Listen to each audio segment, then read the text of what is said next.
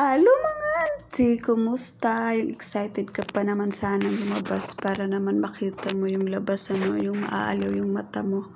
Pero patungo ka pala sa palengke. Ayan, pabiyahe na kami at nakarating din. Medyo 30 minutes lang ata yung biyahe. Medyo malapit-lapit lang.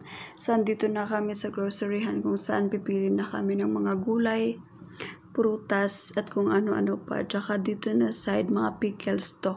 Pwede kang pumili ng dates, carrots, o kahit anong mga pickles na gusto mo. Kaso walang mangga dito. Pero itong carrots ang gusto ko kasi tama lang siya.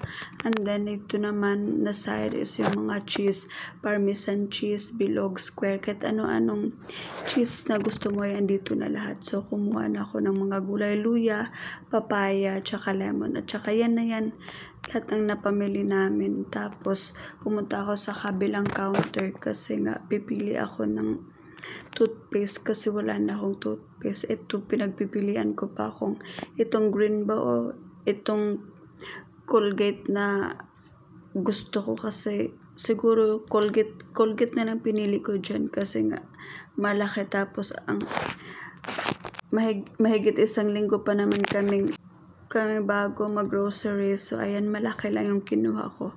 Tapos, dito na side, pinaglalagay na ng mga lalaki yung mga pinang-grocery namin.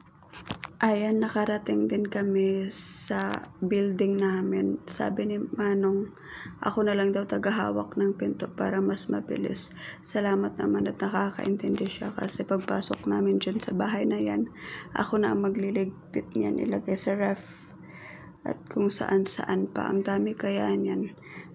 Anong oras? 1:00 na naman ng madaling araw matapos ako niyan kasi kailangan ko talagang tapusin lahat bago ako pumasok sa kwarto. At least may taga-tulong naman ako.